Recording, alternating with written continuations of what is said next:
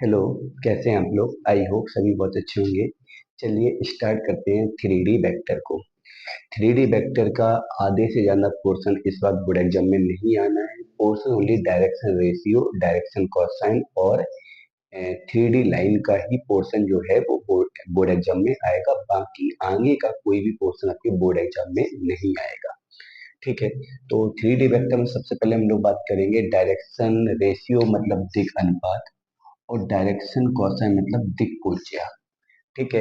इसको दोनों फॉर्मेट में समझ लेना है कि कार्टेशियन फॉर्मेट में भी क्वेश्चन आ सकता है, वेक्टर के फॉर्मेट में भी क्वेश्चन आ सकता है। कार्टेशियन फॉर्मेट का मतलब होता है कार्तीय रूप, कार्तीय रूप, और वेक्टर फॉर्म का मतलब होता है सदिश रूप। तो वेक्टर की हिंदी तो मुझे लिखनी भी नहीं पड़ेगी, आपको पता ही होगा। ठीक है। तो कार्टेशियन फॉर्मेट है और आपका सदिश वाला फॉर्मेट है। तो देखो यहाँ पे कैसे करना है, समझो। मान लो कोई दो पॉइंट है x1 x2 x1 y1 z1, और दूसरा पॉइंट है x2 y2 z2 से जाने वाली रेखा का डायरेक्शन रेशियो और डायरेक्शन कोसाइन निकालना है। तो सबसे पहले तो बात करेंगे डायरेक्शन रेशियो मतलब दिक् अनुपात की।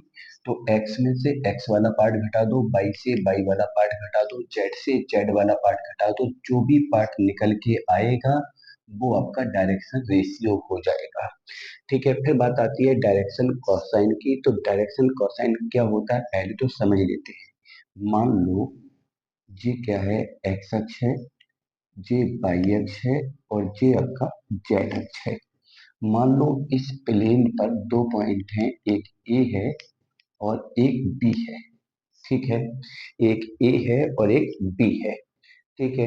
हमने इस पे एक एक्स की पैरेलल लाइन बना दी, और एक मैंने यहाँ पे वाई के पैरेलल लाइन बना दी इस ए बी के वर्टेक्स ए पर। एक मैंने वाई के पैरेलल लाइन बना दी और एक लाइन मैंने जेड के पैरेलल बना दी। ठीक है। तो एक्स अक्ष से जो झुकाव होता है उसके लिए कॉस का जो मान होता है, जैसे झुकाव अल्फा है, कॉस अल्फा। वाई अक्ष से जो झुकाव है उसके लिए कॉस का मान, मान लो कि अगर झुकाव सपोज करो यहाँ पे बीटा है तो कॉस बीटा। और जेड अक्ष से जो झुकाव है, मान लो झुकाव गामा है तो कॉस गामा। तो एक्स अक्ष, वाई अक्ष, जेड अक्ष, किसी भी दो बिंदु को मिलाने वाली रेखा का एक्स अक्ष से जो भी झुकाव होगा उसका कॉस, वाई अक्ष से जो भी झुकाव होगा उसका कॉस, जेड अक्ष से जो भी झुकाव होगा उसका कॉस। इन तीनों के कॉस की वैल्यू को हम लोग क्या बोलते हैं, डायरेक्शन कोसाइन। तो डायरेक्शन कोसाइन निकालने के लिए पहले बिंदुओं को हम लोग आपस में घटाएंगे तो उससे डायरेक्शन रेशियो मिलेगा। डायरेक्शन रेशियो मिलेगा x2 minus x1, y2 minus y1, z2 minus z1। उस डायरेक्शन रेशियो में ए बी का हम डिवाइड करेंगे। ए बी यहाँ पे क्या है, रूट x2 माइनस x1 का स्क्वायर, y2 माइनस y1 का स्क्वायर, z2 माइनस z1 का स्क्वायर। तो ये तो कार्टेशियन फॉर्म में हो गया। अगर कार्टेशियन फॉर्म में कोई दो बिंदु हैं, दोनों बिंदुओं में एक्स एक्स को घटा दो, वाई वाई को घटा दो, जेड जेड को घटा दो, वो डायरेक्शन रेशियो होगा। और डायरेक्शन रेशियो से फिर हम निकालते हैं डायरेक्शन कोसाइन। एक्स वाला पार्ट जो घटाने के बाद आया वो अपॉन ए बी, ये कॉस अल्फा का वैल्यू होता है, इसको हम लोग कॉस अल्फा कहते हैं। इसको हम लोग क्या कहते हैं, कॉस अल्फा। कॉस अल्फा भी कहते हैं और एम भी बोलते हैं। इसको हम लोग डायरेक्शन कोसाइन को क्या बोलते हैं, एम। इसको हम लोग बोलेंगे कॉस बीटा। कॉस बीटा बोल दो, या एल के बाद इसको बोलते हैं एन। और इसको बोलते हैं हम लोग कॉस गामा। तो कॉस गामा बोल दो और एन, दोनों चीजें बोल सकते हैं।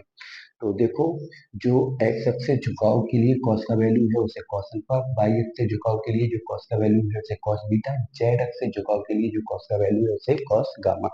ये डायरेक्शन कोसाइन हो जाएगा। अब बात आती है कि सर ए बी क्या है, तो ए बी का वैल्यू लिखा है रूट में x2 माइनस x1 का square plus y2 minus y1 का square plus z2 minus z1 का स्क्वायर। कुछ कट तो नहीं हो रहा, नहीं हो रहा है। चलिए, तो ये तो हो गया कार्टेशियन फॉर्म में डायरेक्शन कोसाइन और डायरेक्शन रेशियो। ठीक है। इसके बाद आता है वेक्टर फॉर्म में, दो बिंदु हैं, इन दोनों बिंदुओं से हम लोग वेक्टर बनाएंगे। वेक्टर पता ही है, जैसे दो बिंदु हैं और ए बी वेक्टर बनाना है तो ओ बी माइनस ओ ए लिखते हैं, इसको मैंने वेक्टर में आपको बताया है। इन दोनों को घटाओगे तो समथिंग इंटू आई कैप, समथिंग इंटू जे कैप, समथिंग इंटू के कैप बन जाएगा।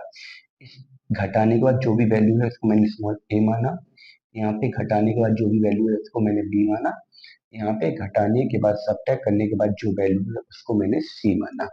तो जो आई कैप का गुणांक बनेगा घटाने के बाद, उस जो जे कैप का गुणांक बनेगा और जो के कैप का गुणांक बनेगा, मतलब कोफिशिएंट बनेगा, उसको डायरेक्शन रेशियो बोलेंगे।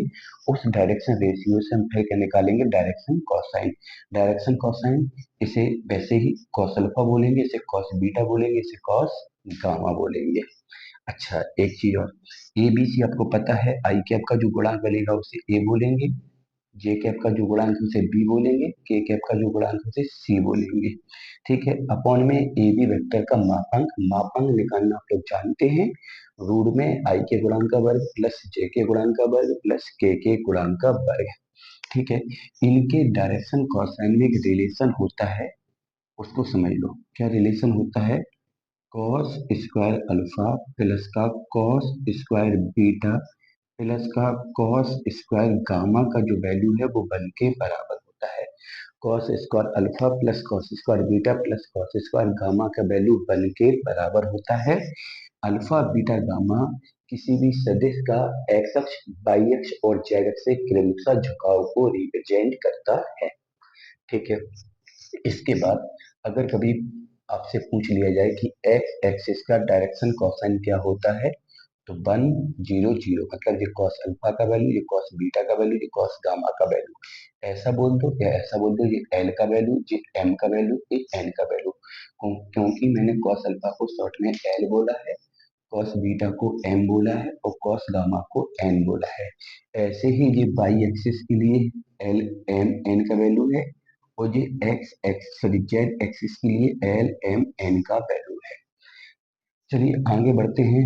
Direction cosine of two vector, कोई दो वेक्टर हैं उसके डायरेक्शन कोसाइन हमने माने हैं L1 M1 N1 L2 M2 N2, मतलब दो वेक्टर हैं तो दोनों के लिए अलग अलग डायरेक्शन कोसाइन निकल के आएंगे।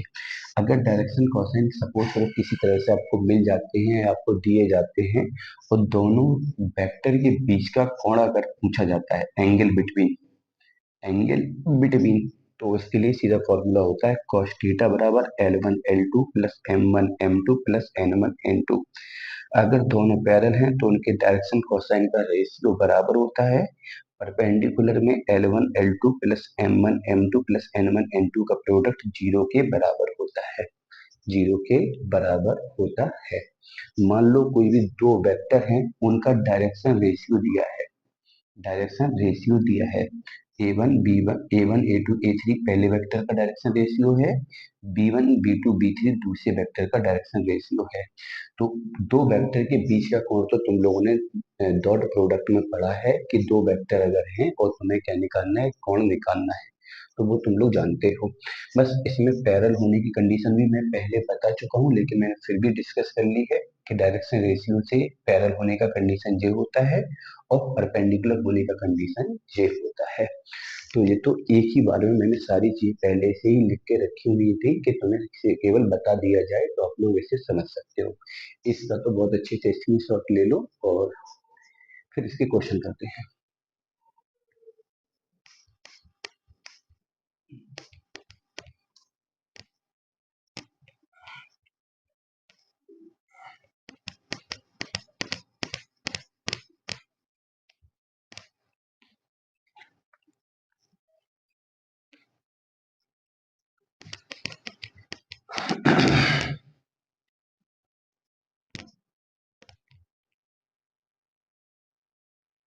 सबसे पहला, किसी सदिश का या किसी रेखा का एक्स अक्ष, वाई अक्ष और जेड अक्ष से कोण क्रमशः अल्फा बीटा गामा है, तो हमें क्या निकालना है, sine square alpha plus sine square beta plus sine square gamma ज्ञात करना है। तो अभी जस्ट मैंने बोला है कि जैसे एक्स एक्स से झुकाव अल्फा है, वाई एक्स से झुकाव अगर हमने बीटा माना और जेड एक्स से झुकाव हमने गामा माना। तो इन तीनों एंगल के लिए एक रिलेशन होता है, वी नो डेट। क्या होता है? Cos square alpha plus cos square beta plus cos square gamma बराबर 1। Cos square alpha plus cos square beta plus cos square gamma बराबर 1। बट मुझे साइन का वैल्यू निकालना है, तो इस कॉस स्क्वायर को लिख दो 1 माइनस का साइन स्क्वायर अल्फा, 1 माइनस का साइन स्क्वायर बीटा, 1 माइनस का साइन स्क्वायर गामा बराबर 1। इस 1 से इसको कैंसिल करोगे, बाकी के तीनों साइन रिप्लेस करोगे, तो साइन स्क्वायर अल्फा प्लस का साइन स्क्वायर बीटा प्लस का साइन स्क्वायर गामा, इन तीनों को रिप्लेस करो, 1 और 1 आंसर 2 आ जाएगा आपका। आंसर आपका 2 आ जाएगा। ठीक है। मान लो अगर किसी रेखा का अक्षों से झुकाव, अक्षों से झुकाव क्रमशः, अक्षों से झुकाव क्रमशः 60 अंश, 45 अंश और 90 अंश है, तो हमें क्या निकालना है? डायरेक्शन कोसाइन निकालना है, मतलब दिक्भुजय निकालनी है। तो एल बराबर हम लोग क्या बोलते हैं? कॉस अल्फा, अल्फा 60 है तो कॉस 60 का वैल्यू 1/2। एम बराबर होता है कॉस बीटा, बीटा 90 है, कॉस 90 का मान 0। एन बराबर होता है कॉस गामा, और गामा 45 है, सॉरी उल्टा लिख गए, 60 के बाद 45 है तो 45 का 1/√2 होगा, और गामा 90 है तो कॉस 90 का जो वैल्यू है वो 0 होगा। तो ये डायरेक्शन कोसाइन निकल के आ गया कब? जब डायरेक्ट आपको एंगल दिए जाए, जब आपको एंगल दिए जाए। ठीक है, चलिए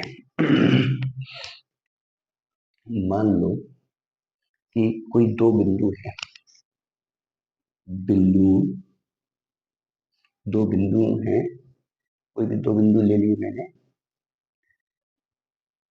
2 - 3 1, 2 - 3 -1, और दूसरा बिंदु हमने ले लिया है क्या? 4 5 और -5। दो बिंदु हैं, 2 - 3 1 -1, 4 5 -5 को मिलाने वाली रेखा, को मिलाने वाली रेखा का direction ratio and direction cosine. ठीक है, ये निकालना है। तो पहले बिंदु को बोल दो x1 y1 z1, दूसरे को x2 y2 z2। ठीक है, पहले तुम निकाल लिए डायरेक्शन रेशियो, तो डायरेक्शन रेशियो के लिए मैंने क्या बोला? दोनों को घटा दो आप। 4 में से 2 जाएगा 2, 5 से -3 जाएगा 8, -5 से 1 जाएगा -4। ये डायरेक्शन रेशियो है। मैंने बोला था डायरेक्शन रेशियो को हम शॉर्ट में ABC बोल सकते हैं। ये आपका डायरेक्शन रेशियो आ जाएगा। डायरेक्शन जब रेशियो आ जाएगा, उसके बाद हम लोग डायरेक्शन कोसाइन निकालेंगे, उसके बाद हम लोग डायरेक्शन कोसाइन निकालेंगे। तो जब डायरेक्शन कोसाइन निकालेंगे, ये आपका डायरेक्शन रेशियो है। ठीक है, बात आएगी अब डायरेक्शन कोसाइन की। तो डायरेक्शन कोसाइन में कॉस अल्फा बराबर ए अपॉन और रूट में मापांक, तो मापांक में इन तीनों का वर्ग करके जोड़ेंगे, तो 2 का 4, 8 का 64, 4 का 16। तो ए कितना है अपने पास? 2, और यहाँ पे 64 और 16, 70 80 और 84, रूट में 84 आएगा। ठीक है, ऐसे ही cos बीटा निकालोगे तो यहाँ b अपॉन पूरा ही मापांक आएगा। ऐसे ही cos गामा निकालोगे तो c अपॉन पूरा ही मापांक आएगा। तो आगे आप लोग कर सकते हो। तो ये डायरेक्शन रेशियो है, ये डायरेक्शन कोसाइन है कब? जब दो बिंदु आपको दिए जाए। मान लो यही दो बिंदु वेक्टर फॉर्म में होते हैं। मान लो दो पॉइंट हैं आपके पास पॉइंट्स कैसे होते हैं, ओ ए वेक्टर होता है। कैसे, इसको अगर वेक्टर फॉर्म में क्या कैसे दिया जाता, two I cap minus three J cap minus K cap. और दूसरा होता ओ बी वेक्टर, कितना, four I cap five J cap minus का फाइव के कैप। दो पॉइंट हैं वेक्टर फॉर्म में, दो पॉइंट हैं वेक्टर फॉर्म में। तो पहले तो इन दो को मिलाने वाला हम वेक्टर बनाएंगे ए बी वेक्टर। कैसे, ओ बी माइनस ओ ए। चार से दो गया तो टू आई कैप, पांच से तीन गया तो एट जे कैप, इनको घटाओगे तो माइनस का फोर के कैप। तो देखो जब मैंने वेक्टर बनाया और वेक्टर में आई कैप जे कैप के कैप का जो गुणांक होता है वही आपका डायरेक्शन रेशियो होता है। तो दो आठ माइनस चार, दो आठ माइनस चार, किसी भी मेथड से करोगे डायरेक्शन रेशियो देखो सेम ही आ रहा है। यहाँ पे कार्टेशियन फॉर्म में था तो आई कैप जे कैप के कैप नहीं आया, और ये वेक्टर फॉर्म में है तो आई कैप जे कैप के कैप आ गया। लेकिन दोनों कंडीशन में डायरेक्शन रेशियो आपका सेम रहता है। फिर डायरेक्शन कोसाइन की बात आती है, तो वैसे ही cos alpha upon I cap का गुणांक मतलब दो अपॉन में ए बी वेक्टर का मापांक। यहाँ पे ए बी के बीच की दूरी है तो दूरी वाला लगाया, H two minus X one का square plus Y two minus Y one का square plus Z two minus Z one का स्क्वायर, जो फॉर्मूला था आपका। यहाँ मापांक निकालेंगे तो टू अपॉन रूट में दो का स्क्वायर चार, आठ का चौसठ माइनस चार का सोलह। तो यहाँ पे टू अपॉन रूट में कितना आ जाएगा आपका, 84 आ जाएगा। ठीक है, चलिए आगे देखो क्या है, आगे देखो क्या है। हाँ, अच्छा एक चीज और समझ लेते हैं यहाँ पे कि अगर कोई तीन पॉइंट है, ए है बी है सी है, वो किसी भी फॉर्मेट में हो सकते हैं। वेक्टर फॉर्मेट में होगा तो कैसे होगा, ओ ए वेक्टर, ओ बी वेक्टर और ओ सी वेक्टर। ठीक है, ये आपका कार्टेशियन फॉर्मेट में है, ये वेक्टर फॉर्मेट में है, दोनों के लिए समझ लो। अगर हमें प्रूव करना है आर कोलिनियर, ठीक है, कोलिनियर का मतलब होता है समरेख, हमें समरेख प्रूव करना है। तो एक समरेख को प्रूव करने का एक तरीका और भी है, डायरेक्शन कोसाइन से। क्या करेंगे हम, डायरेक्शन रेशियो से, सॉरी, हम क्या निकालेंगे, direction ratio of A B निकालेंगे और बी सी निकालेंगे, ये दोनों हम लोग फाइंड करेंगे। और इन दोनों डायरेक्शन रेशियो के रेशियो को, मतलब जो भी रेशियो यहाँ आएगा वो, और जो भी रेशियो यहाँ आएगा वो, उनके अनुपातों को बराबर कर देंगे। जैसे यहाँ पे मान लो ए बी का डायरेक्शन रेशियो कुछ भी आया, जैसे ए बी सी आया और बी सी का पी क्यू आर आया, तो इनका अनुपात का मतलब ए के नीचे पी, बी के नीचे क्यू और सी के नीचे आर, वो अनुपात कैसे होंगे, बराबर होंगे। तो एक तरीका तो कोलिनियर दिखाने का ये भी है। तो इस मेथड से भी हम लोग कोलिनियर दिखा सकते हैं। कैसे, ए बी का डायरेक्शन रेशियो निकालेंगे, बी सी का डायरेक्शन रेशियो निकालेंगे, और दोनों के डायरेक्शन रेशियो जो निकल आएंगे उनके अनुपात को हम लोग बराबर दिखा देंगे। डायरेक्शन रेशियो से भी दिखा सकते हैं, मैंने लिख के बताया, और डायरेक्शन कोसाइन से, डायरेक्शन कोसाइन से कैसे निकालोगे, इसका हम लोग क्या निकालेंगे, डायरेक्शन कोसाइन, और इसका भी हम लोग क्या निकालेंगे, डायरेक्शन कोसाइन। और दोनों के डायरेक्शन कोसाइन को हम लोग क्या दिखा देंगे, अनुपात को बराबर। दोनों के अनुपात को हम लोग कैसा दिखा देंगे, बराबर दिखा देंगे। तो इस टाइप से भी क्वेश्चन आपका आ सकता है। ठीक है,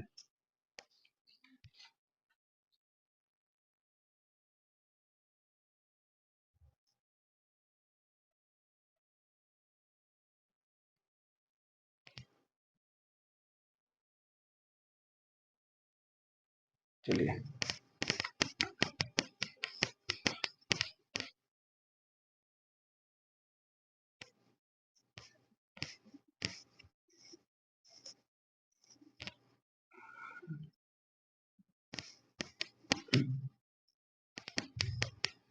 और टॉप मोस्ट प्रोबेबिलिटी है इस बार डायरेक्शन कोसाइन और डायरेक्शन रेशियो के क्वेश्चन के आने की। एक क्वेश्चन इससे 100% आ सकता है, मतलब 99%, 100% का मतलब तो फिर आना ही है, तो 99% बोलेंगे। देखो, दो रेखाओं की दिक् को जाए, दो रेखाओं की रेखाओं की दिक् डायरेक्शन कोसाइन, दिक्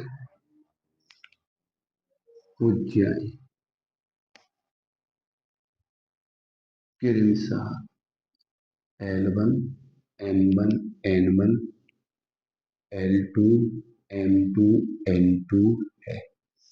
ठीक है, चलिए तो हमें यहाँ पे क्या करना है, इनके बीच का कोण निकालना है।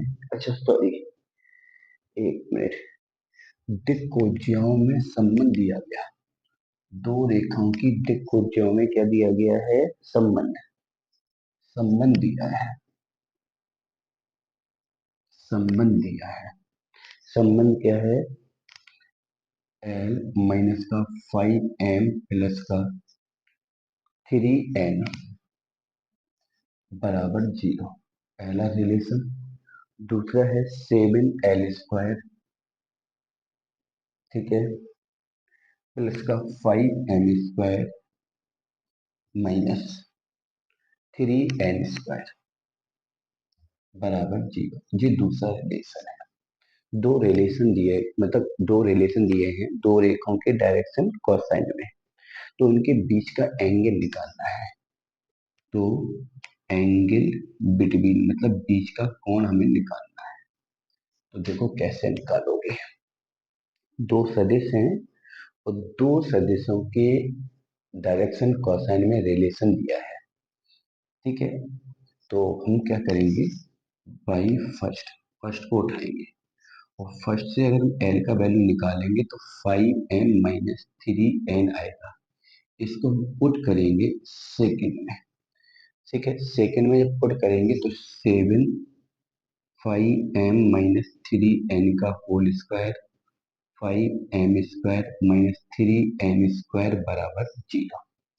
ठीक है, चलिए तोड़ दो इसको। 7 25M² प्लस का 9N² माइनस 5 या 15 दूनी 30 3MN प्लस का 5M² माइनस 3N² बराबर 0। ये बन गया आपका। अब इसको सॉल्व करोगे, 25 सत्ते 175 और 5 180M², 9 7 63 में से 3 गया तो 60N², और यहाँ पे 210MN बराबर 0। ठीक है, इतना बन के आ गया। इसमें किसी का डिवाइड हो रहा, बिल्कुल हो रहा, 30 का डिवाइड करोगे तो 6M² माइनस का 7MN प्लस का 2N² बराबर 0। ठीक है, चलिए अब देखो यहाँ पे इतना हो गया। अब हम इसके फैक्टर करेंगे, तो फैक्टर जब करेंगे तो हम यहाँ पे लिखेंगे 6M² माइनस का 4MN माइनस का 3MN प्लस का 2N² बराबर 0। हमने यहाँ से 2M कॉमन लिया तो 3M माइनस का 2N, माइनस 1 कॉमन लिया तो हमने माइनस का N कॉमन लिया यहाँ से, तो 3M माइनस का 2N बराबर 0।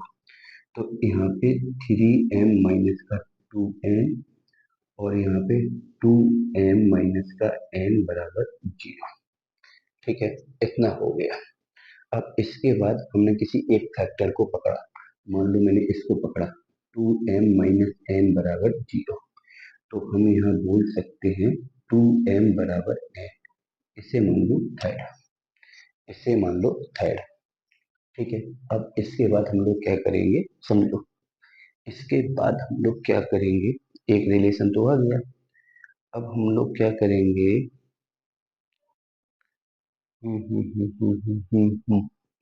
इस वैल्यू को, इस वैल्यू को हम पुट करेंगे कहाँ पे, फर्स्ट में पुट कर दिया। चलिए जब फर्स्ट में पुट करेंगे तो यहाँ पे क्या हो जाएगा, एम एल माइनस का 5M और एन का वैल्यू कितना है, 3 तो पहले से है, 2m यहाँ पे हो गया बराबर 0। तो अब हम लोग क्या बोल सकते हैं, यहाँ पे एल प्लस का और 5m और 6m, तो m बराबर 0। तो हम यहाँ पे बोल सकते हैं कि m बराबर माइनस का l। ठीक है, इसे बोल दो 4, इसे बोल दो 4। अब थोड़ा समझना कि क्या मैं थर्ड को m बराबर n/2 लिख सकता हूँ, बिल्कुल लिख सकते हो, बिल्कुल लिख सकते हो। अब देखो, अब हम इन तीन दोनों को कंबाइंड करके लिखना चाहते हैं, इसको, थर्ड को और फोर्थ को। जब थर्ड और फोर्थ को हम कंबाइंड करके लिखेंगे, जब कंबाइंड करके लिखेंगे तो माइनस एल बराबर m बराबर n/2। इसको ऐसा भी लिख सकते हो, l/-1 m/1 n/2 बराबर लेमडा। इस रेशियो को लेमडा माना, तो यहाँ से l बराबर माइनस लेमडा, m बराबर लेमडा, n बराबर 2 लेमडा, ये निकल के आ गया।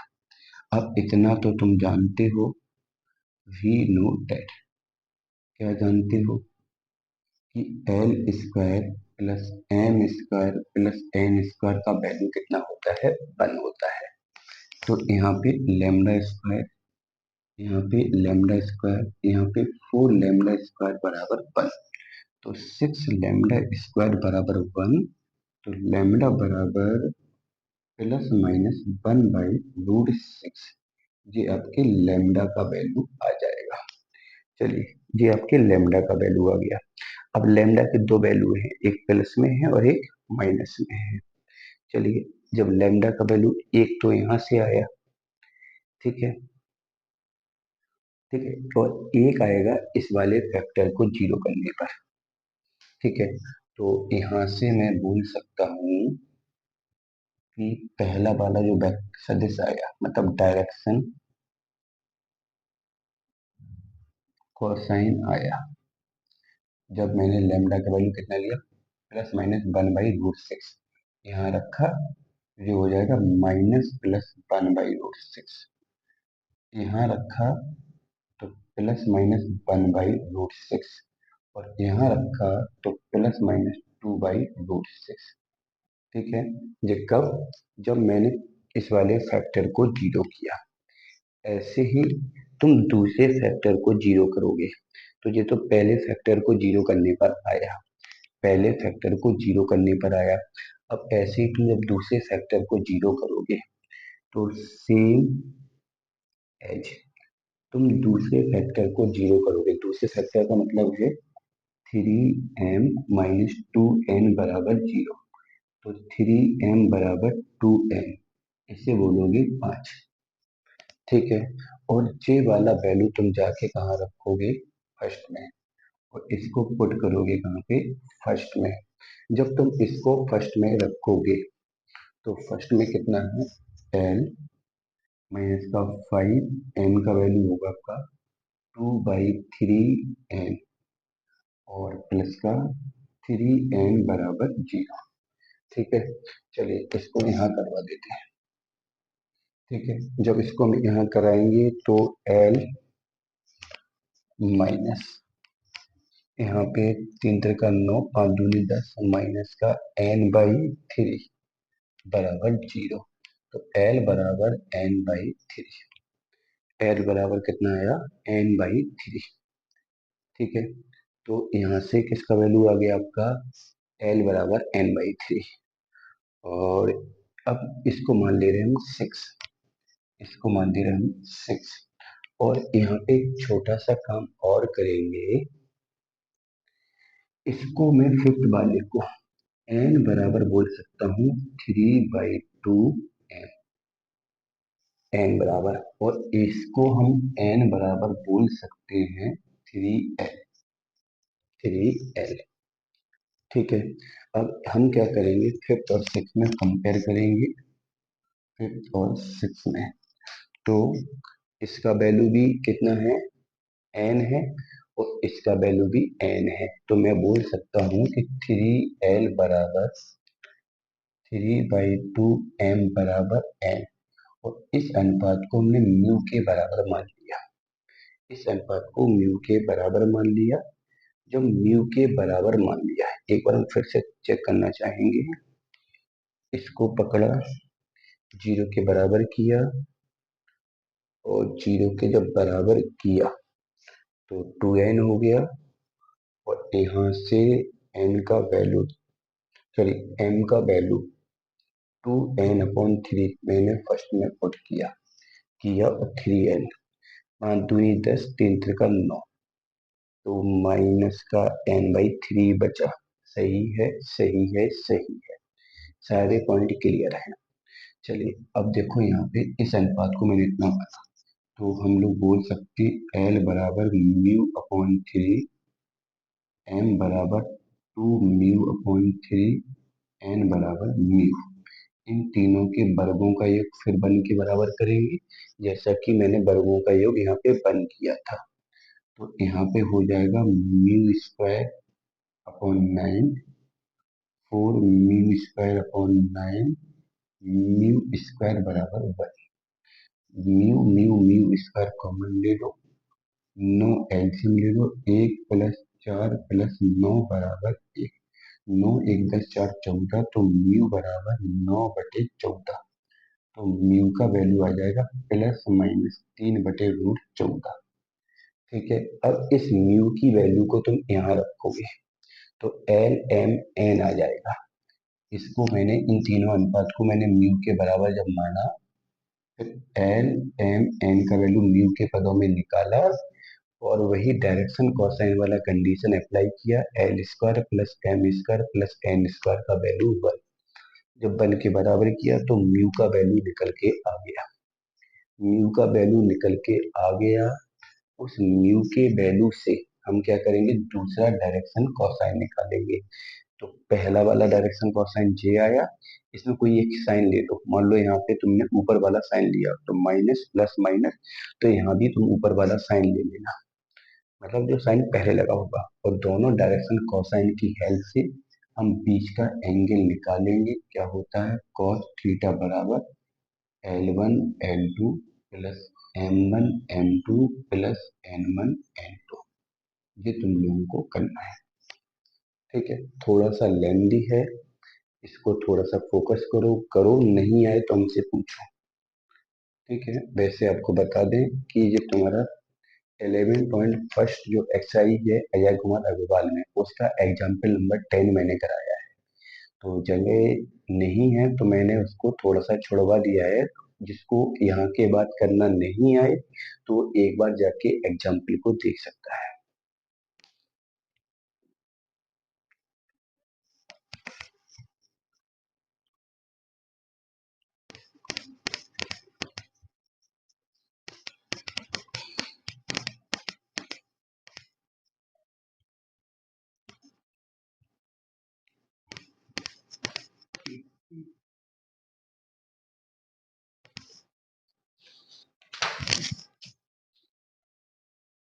चलिए,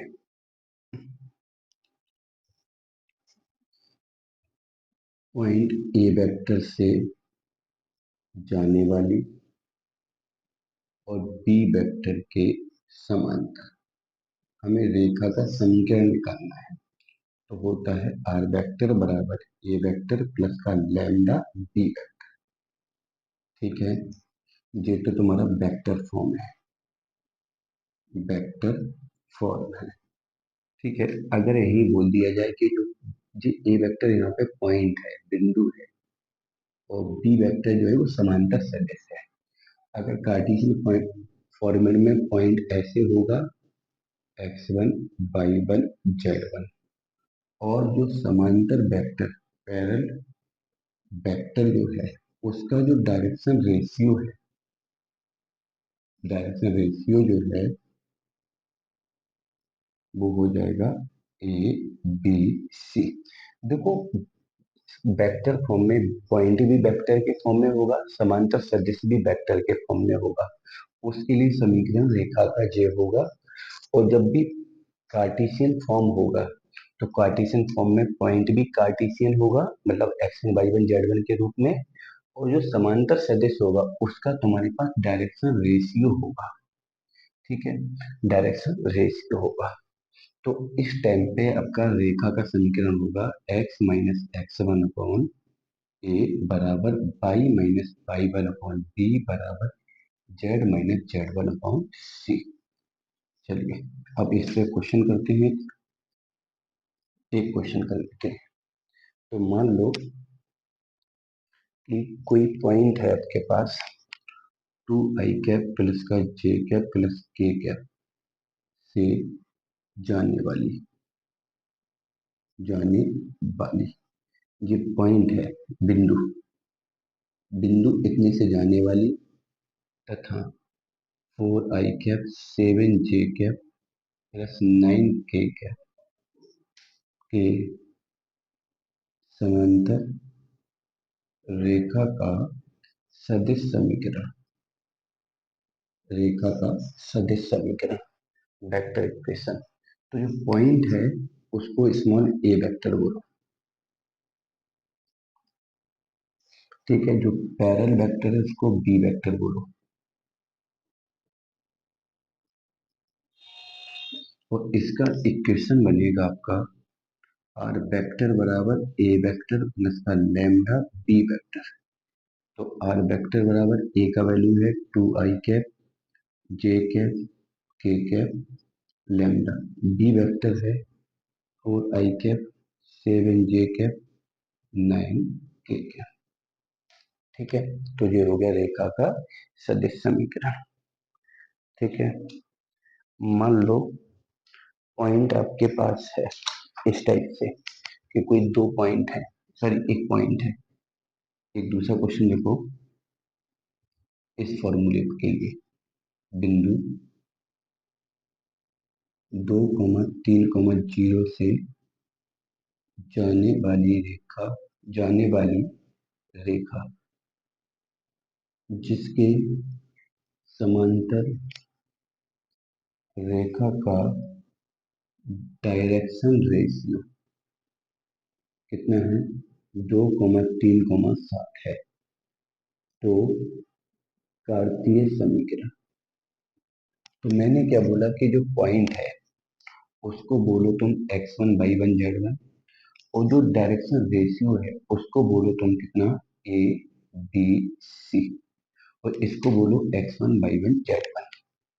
ठीक है, तो इसका इक्वेशन जो होगा वो क्या होगा, x-x1 अपॉन ए बराबर y-y1 अपॉन बी बराबर z-z1 अपॉन सी। यहाँ पे एबीसी का वैल्यू रखो, x1 y1 z1 का वैल्यू रखो, एबीसी का वैल्यू रखो, x1 y1 z1 का वैल्यू रखो, फाइनली आंसर आपका निकल के आ जाएगा। एबीसी का वैल्यू, x1 y1 z1 का वैल्यू।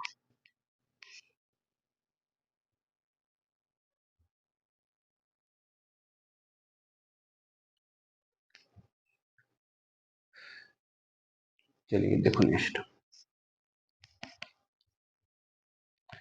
चलिए मान लो कोई दो पॉइंट है, स्मॉल ए वेक्टर और स्मॉल बी वेक्टर से जाने वाली रेखा का सदिश समीकरण तुम्हें निकालना है। ठीक है, रेखा का सदिश समीकरण तुमको निकालना है। तो क्या करोगे, यहाँ पे दो बिंदु से जाने वाली रेखा का सदिश समीकरण हो जाएगा आर वेक्टर बराबर ए वेक्टर प्लस का लैम्डा बी वेक्टर माइनस ए वेक्टर। ये सदिश हो गया। अगर मान लो यही कार्तीय फॉर्मेट में होगा तो बिंदु ऐसे होते x1 y1 z1, और दूसरा बिंदु ऐसे होता x2 y2 z2। तो इससे अगर हमें समीकरण निकालना होता तो हम लोग कैसे निकालेंगे, x-x1 अपॉन x2 - x1 बराबर y-y1 अपॉन y2 - y1 बराबर z-z1 अपॉन z2 - z1। ये तुम्हारा आंसर हो जाएगा। तो देखो क्वेश्चन कैसे है। मान लो दो बिंदु है, माना नहीं, क्वेश्चन देखो यहाँ पे, बिंदुओं कितना है 2, 3, -1 और दूसरा है 3, 2, 0 से जाने वाली रेखा का कार्तीय और सदिश दोनों समीकरण निकालना। अब यहाँ पे थोड़ा समझना है, बिंदु तुम्हें कार्तीय रूप में दिए गए हैं लेकिन समीकरण तुमको दोनों निकालने हैं। तो बिंदु कार्तीय में दिए गए हैं तो पहले बिंदु को बोलो x1, y1 और z1 कितना है 2, 3 -1। दूसरे को बोलो x2, y2, z2 कितना है आपका 3, 2, 0। तो इसका कार्तीय समीकरण कार्टेशियन इक्वेशन कार्तीय समीकरण हो जाएगा x-x1 upon x2-x1 y-y1 upon y2-y1 z-z1 upon z2-z1। इसकी वैल्यू रख दो, इसकी वैल्यू रख दो, जहाँ x1 है वहाँ x1, जहाँ y1 है वहाँ y1, जहाँ z1 है वहाँ z1, जहाँ x2y2z2 है वहाँ x2y2z2। ये तो तुम्हारा कार्तीय समीकरण हो गया। अब बिंदु कार्तीय है, सदिश समीकरण निकालना है तो कोई दिक्कत नहीं है, इन बिंदुओं को वेक्टर में कन्वर्ट कर लो। अब हमें वेक्टर इक्वेशन निकालना है, तो इस बिंदु को वेक्टर में कन्वर्ट करोगे तो स्मॉल ए वेक्टर मतलब पहला बिंदु बनेगा 2i cap 3j cap -k cap, ये पॉइंट हो गया। दूसरा पॉइंट क्या है 3i कैप प्लस का 2j कैप, के कैप तो जीरो है तो छोड़ दो, ये दो बिंदु हो गए। ठीक है, जिस तरीके से ये ए वेक्टर बी वेक्टर दो बिंदु है। ठीक है, ये दोनों यहाँ पे क्या है पॉइंट्स हैं, points A vector B vector से जाने वाली रेखा का सदिश समीकरण, यहाँ पे ये पॉइंट्स हैं। तो दो बिंदु से जाने वाली रेखा का सदिश समीकरण के लिए क्या लगाओगे आर वेक्टर बराबर ए वेक्टर प्लस का लैम्डा बी वेक्टर माइनस ए वेक्टर। कैसे, यहाँ ए का वैल्यू रखोगे, यहाँ पे दोनों को घटाओगे, वही तुम्हारा आंसर हो जाएगा। तो इस प्रकार से एक सदिश मतलब एक बिंदु एक समांतर सदिश दिए जाने पर रेखा का सदिश समीकरण, एक रेखा का कार्तीय समीकरण। ऐसे ही दो बिंदु देने पर सदिश समीकरण, दो बिंदु देने पर कार्तीय समीकरण हम लोग याद कर सकते हैं। चलिए आगे देखो।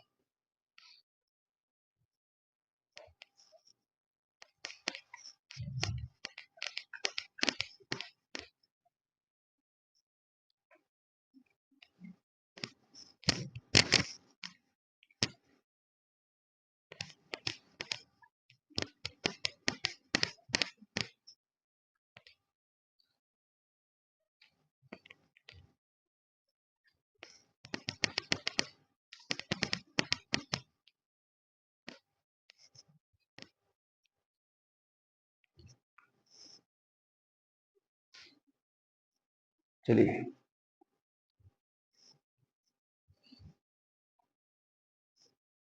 बिंदु ए वेक्टर से जाने वाली रेखा जो दो असमांतर सदिशों बी वेक्टर और सी वेक्टर के समांतर है, बी वेक्टर और सी वेक्टर के समांतर है, नहीं नहीं बी वेक्टर सी वेक्टर के लंबवत है। तो उसका समीकरण होता है आर वेक्टर बराबर ए वेक्टर प्लस का lambda B vector cross C vector. ये कब लगाना है, जब किसी एक बिंदु से होकर जाए और किसी दो सदिशों के लंबवत हो, किन्हीं दो सदिशों के लंबवत हो, तो उस कंडीशन में रेखा का सदिश समीकरण। तो देखो क्वेश्चन क्या है, जैसे उन्होंने बोला, एक क्वेश्चन देखो यहाँ पे, उन्होंने बोला 0,0,0 से, ये पॉइंट है, बार बार मैं लिखना भूल जाता हूँ, पॉइंट 0,0,0 से जाने वाली रेखा जो 2i कैप प्लस जे कैप -2k कैप एवं एवं -5i cap 7j cap plus 9k cap के लंबवत है। अब बहुत से लोग बोलेंगे सर यहाँ पे तो ये बोला ही नहीं है कि दोनों असमांतर हैं, तो इतना कॉमन सेंस होगा कि दोनों के दिक् अनुपात अलग अलग हैं, दोनों में आई कैप जे कैप के कैप के गुणांक अलग अलग हैं, इसका मतलब दोनों असमांतर ही होंगे। इस बात को बोला जाए या ना बोला जाए ये कॉमन सी बात है। तो पॉइंट है 0,0,0, तो इस पॉइंट को बोलेंगे स्मॉल ए वेक्टर, तो ये तो जीरो ही है, 0i cap 0j cap 0k cap, लिखो या ना लिखो कोई फर्क नहीं पड़ता। ठीक है, असमांतर सदिश में एक का नाम बी रखा, एक का नाम सी रखा, तो कितना है 2i cap j cap -2k cap. यहाँ पे माइनस का 5i cap 7j cap 9k cap इसके लंबवत है। तो समीकरण निकालने के लिए ए वेक्टर चाहिए जो कि है बी क्रॉस सी चाहिए, जो कि हम लोग ज्ञात करेंगे। B vector cross C vector, आई कैप जे कैप के कैप, 2 1 -2, -5 7 9। ठीक है, आई कैप को रखा यहाँ पे 9, यहाँ पे 14, हमने माइनस जे कैप को रखा यहाँ पे 18, माइनस माइनस प्लस फिर -10, फिर मैंने के कैप को रखा 14 प्लस का 5, 14 और 9 23, 23 आई कैप माइनस का 8 जे कैप और 19 के कैप, ये दोनों का क्रॉस आ गया। अब हम समीकरण निकालेंगे, तो इसका समीकरण आएगा आर वेक्टर बराबर ए वेक्टर, ए तो जीरो है तो ये जीरो ही रखोगे, लेमडा बी क्रॉस सी, तो कितना है 23i कैप माइनस का 8j कैप 90k कैप, तो इसको लिख दो लेमडा 23i कैप माइनस का 8j कैप 90k कैप। ये तुम्हारा फाइनल आंसर हो जाएगा, ये तुम्हारा फाइनल आंसर हो जाएगा।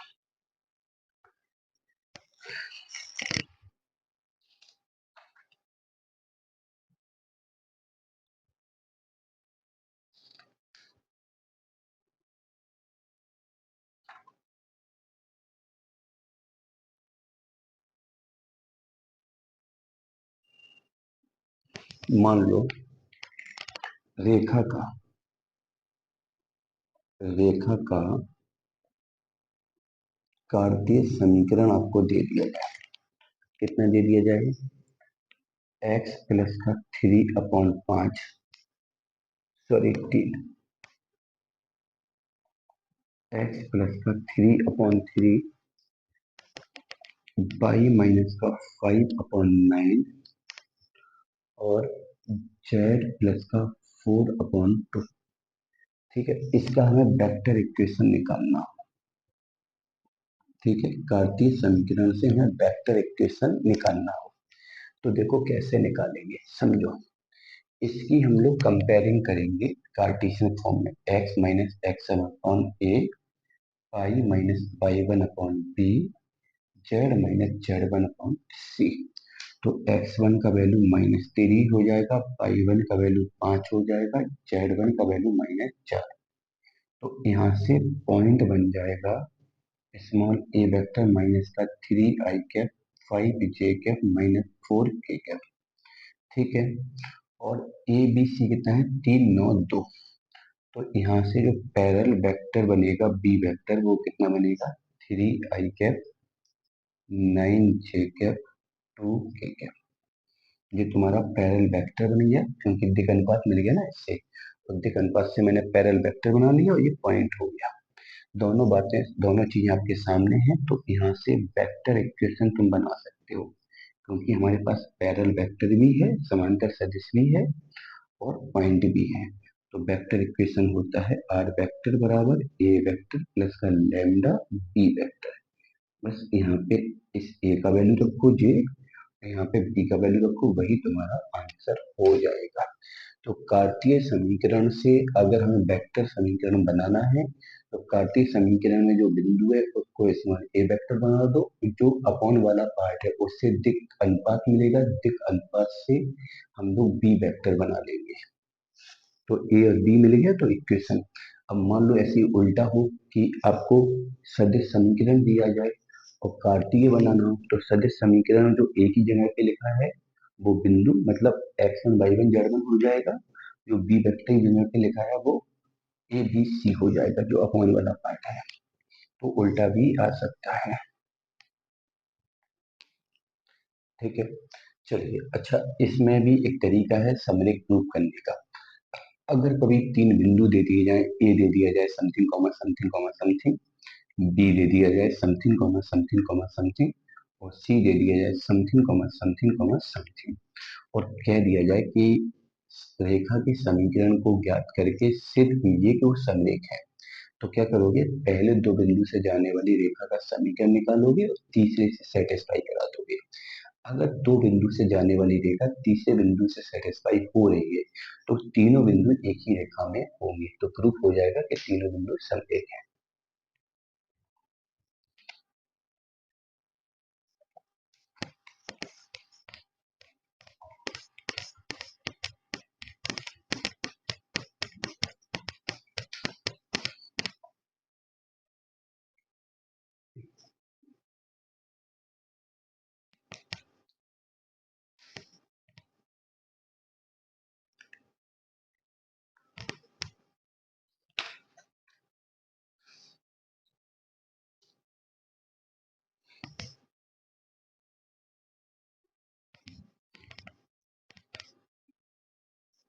रेखा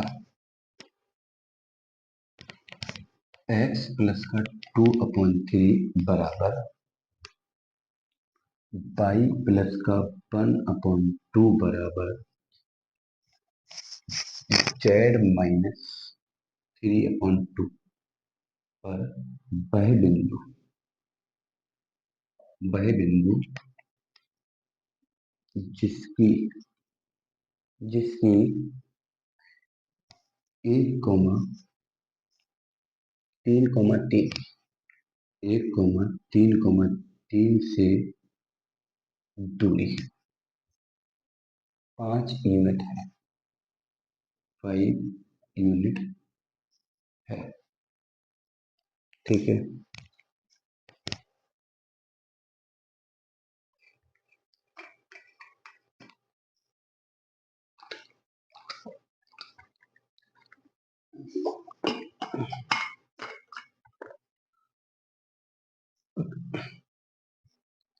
चलिए देखो, इस रेखा पर वह बिंदु ज्ञात करना है जिसकी इस बिंदु से दूरी 5 यूनिट है।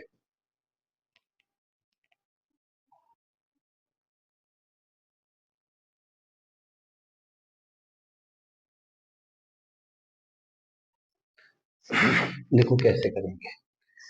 रेखा का समीकरण है x plus 2/3 y plus 1/2 z minus 3/2। हमने मान लिया कि ये पूरा लेमडा के बराबर है। अगर मान लो कोई रेखा का समीकरण है, उस पर कोई बिंदु मानना है, तो कैसे मानेंगे, उस रेखा के समीकरण को मैंने लेमडा के बराबर किया। इसके बाद पहले को इक्वल करोगे तो x का वैल्यू आएगा 3 λ-2।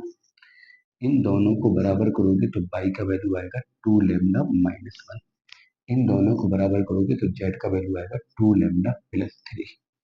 तो माना यहाँ जो बिंदु आएगा वो कितना मानोगे तुम, 3 λ-2, 2 λ-1 और 2 λ+3, ये बिंदु मानोगे। तो कार्तीय रूप में बिंदु मानने का तरीका क्या है कि उस कार्तीय समीकरण को लैम्डा या म्यू किसी के बराबर करो, तीनों को अलग अलग इक्वेट करो मतलब बराबर करो, एक्स बाई जेड का वैल्यू जो लैम्डा के पदों में आएगा वही हम रेखा पे बिंदु मानेंगे। इस बिंदु का नाम रख दो ए, और जो बिंदु दिया है उसका मान लो बी, 1,3,3। दोनों के बीच की दूरी ए बी ये आपको गिवन है, कितना है 5। तो दूरी का फॉर्मूला लगा दो रूट में, इसमें से इसको घटाओगे तो 3 लैम्डा माइनस 3 का स्क्वायर, इन दोनों को घटाओगे तो 2 लैम्डा माइनस -1 -3 -4 का स्क्वायर, और इन दोनों को घटाओगे तो 2 लैम्डा, 3 से 3 जाएगा तो 2 लैम्डा का स्क्वायर बराबर 5। दोनों साइड का हम स्क्वायर करेंगे, रूट खत्म हो जाएगा, यहाँ पे हो जाएगा 9 लैम्डा स्क्वायर प्लस का 9, 3 का 9 दूनी 18 लैम्डा। यहाँ पे 4 लैम्डा स्क्वायर, 4 चौको 16, 4 दूनी 8 दूनी 16 लैम्डा। यहाँ पे 4 लैम्डा स्क्वायर बराबर 25। अब देखो, 9 4 13 और 13 4 कितना हो गया 17, तो यहाँ पे हो गया 17 लैम्डा स्क्वायर, यही लिख दो 17 लैम्डा स्क्वायर। यहाँ पे 16 और 9 25 से 25 कैंसिल, ठीक है। यहाँ पे कितना बचा 16 और 18 34, लैम्डा बराबर 0। तो लैम्डा की दो वैल्यू है, एक तो 0 आया और एक 2 आया। लैम्डा की दो वैल्यू है, एक 0 आया और एक 2 आया, ठीक है। तो हम कह सकते हैं बिंदु क्या आएगा, इफ अगर लैम्डा तुमने 0 लिया तो तुम्हारा जो पॉइंट हमने माना है वो क्या बनेगा, यहाँ पे 0 रखोगी तो -2 -1 और 3, और एक अगर लैम्डा तुम 2 लोगे तो फिर पॉइंट आपका आएगा, 2 लिया तुमने तो 2 लिया तो 2, 3 2 6 में से 2 गया 4, 2 2 4 से बन गया 3, 2 2 4 और 3 7, यही दोनों तुम्हारे आंसर होंगे, ठीक है। अगर मान लो यही क्वेश्चन वेक्टर फॉर्मेट में होता, मान लो ऐसा होता, आर वेक्टर बराबर x1 i कैप, मान लो ऐसा होता 2 i कैप प्लस का 3 j cap minus k cap lambda i cap 2 j cap plus k cap, और हमें बिंदु मानना पड़ता है, जैसे ये कार्तीय रूप में है, हो सकता क्वेश्चन वेक्टर के फॉर्मेट में होता और उस पर हमें कोई बिंदु ज्ञात करना होता तो कोई दिक्कत नहीं है। इसमें बिंदु मानने का तरीका क्या है, पहले आई कैप वाले पदों को अलग करो तो यहाँ पे 2 मिलेगा, यहाँ लैम्डा बनेगा। जे कैप वाले पद अलग करो तो यहाँ 3 बनेगा, यहाँ पे 2 लैम्डा बनेगा। और के कैप वाले पद अलग करोगे तो के कैप वाले पद अलग करने पर यहाँ -1 है और यहाँ पे लैम्डा है। तो माना बिंदु, इसमें बिंदु मानने का सीधा फंडा है, जो आई कैप का गुणांक है उसे मान लो बिंदु का एक्स निर्देशांक, जे कैप के गुणांक को वाई निर्देशांक और के कैप के गुणांक को जेड निर्देशांक, यही बिंदु मान लो। ये बिंदु मान लो, दूसरा बिंदु आपको दिया जाएगा जिससे दूरी पता होगी, उन दोनों की दूरी को यूज करके जो भी लैम्डा है उसका वैल्यू निकाल लो, वैल्यू निकालने के बाद वही लैम्डा का वैल्यू यहाँ रखो, बिंदु निकल के आ जाएगा। तो ये कार्तीय रूप में था, ये सदिश के रूप में था। तो क्वेश्चन कोई भी आए, करने का तरीका एक ही है।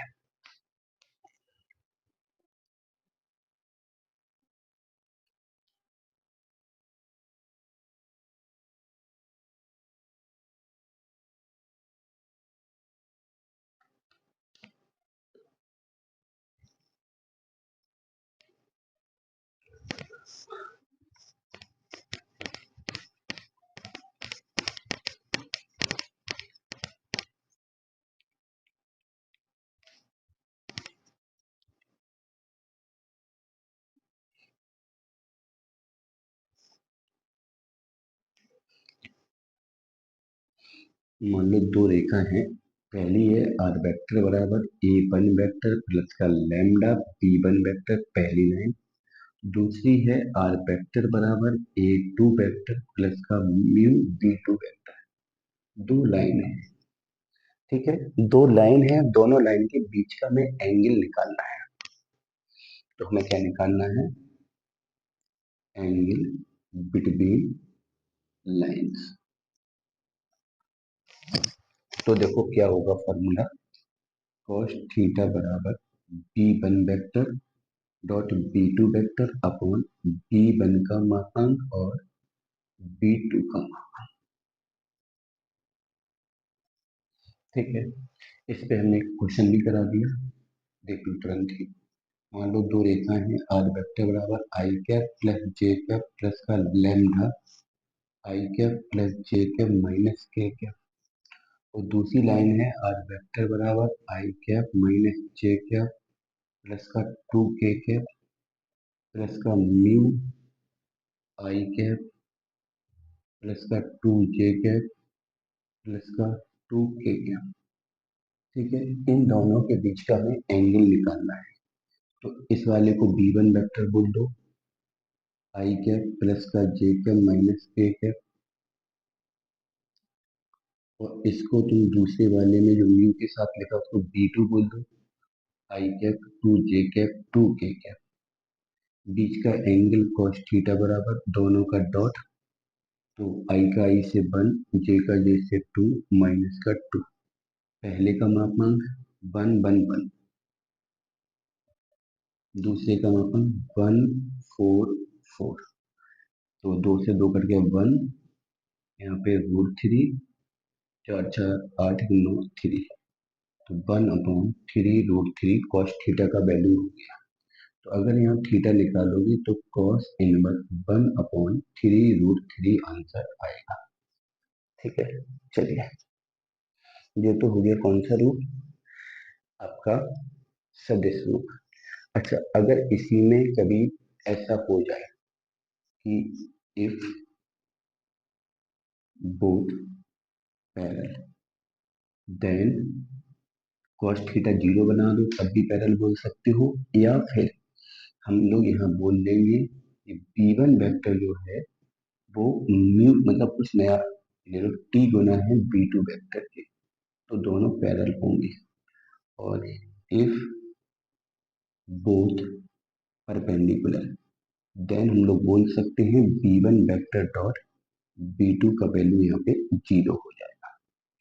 ठीक है, चलिए आगे देखो, ये तो हो गया सदिश रूप में। अब देखो कार्टेशियन रूप में।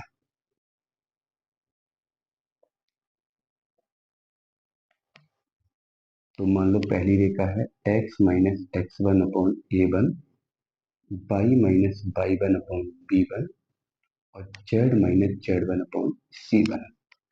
दूसरी लाइन है x minus X two upon A two, Y minus Y two upon B two, Z minus Z two upon C two. इनके बीच का हमें एंगल निकालना है, तो कोई दिक्कत नहीं है, फॉर्मूला हो जाएगा cos थीटा बराबर A one A two plus B one B two plus C one C two upon root के अंदर A one square B one square C one square into root के अंदर A two square B two square और C to square. ये तुम्हारा answer हो जाएगा, ये तुम्हारा cos थीटा का वैल्यू निकल के आ जाएगा। ठीक है, तो अब इस टाइप का क्वेश्चन अगर आएगा तो तुम लोग कर सकते हो, डू इट सेल्फ, आप लोग इसको कर सकते हो।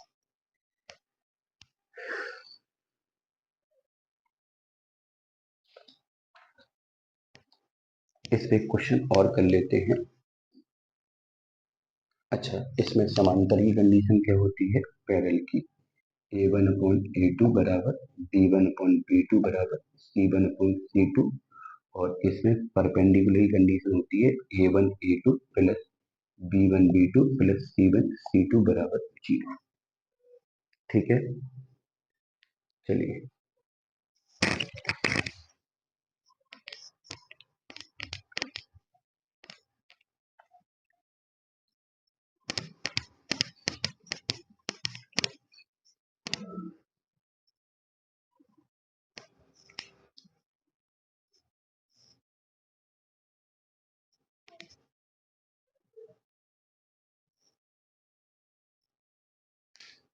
दो लाइन है आपके पास,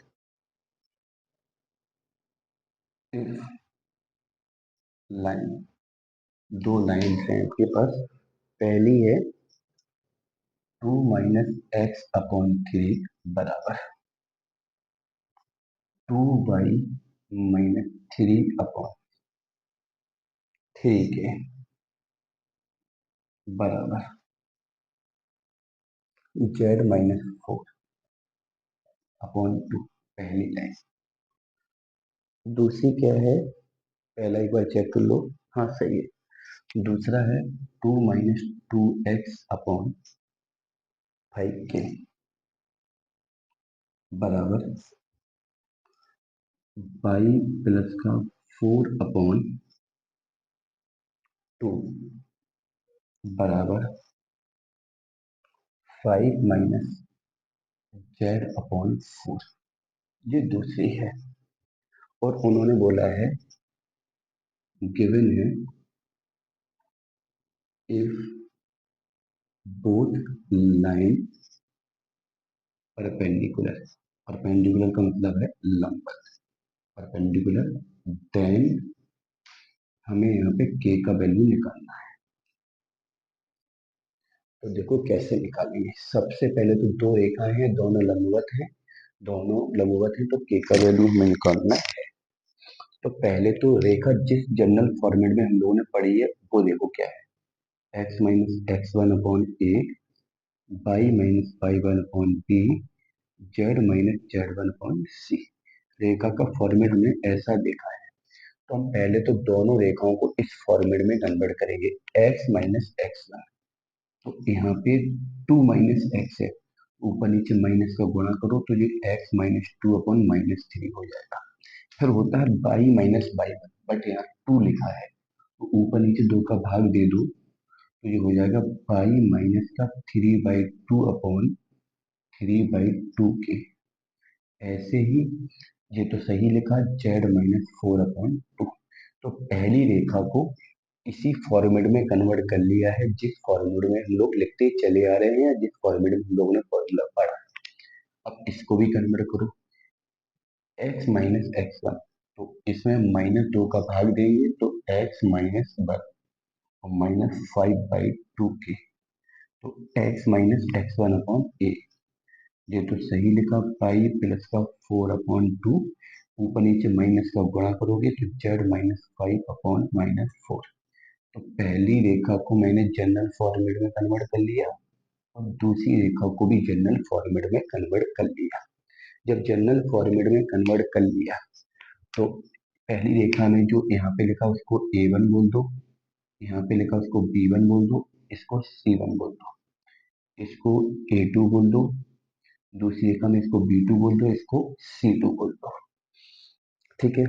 अब दोनों रेखाओं में a1 b1 c1 a2 b2 c2 मिल गया। और क्वेश्चन के according, if both are perpendicular, perpendicular में इन दोनों का गुणा, तो माइनस माइनस प्लस, 5 या 15, 15/2 के। ठीक है, इन दोनों को गुणा करोगे तो 3 दूनी 6, तो 6k/2। इन दोनों को गुणा 4 दूनी 8 बराबर 0। ठीक है, चलो 15 और 6 21, 21/2 के बराबर 8, 8 दूनी 16, तो के बराबर आ गया 16/21। यही तुम्हारा फाइनल आंसर होगा, यही तुम्हारा फाइनल आंसर होगा। तो ऐसे भी क्वेश्चन आ जाते हैं, तो इनको आराम से करना है।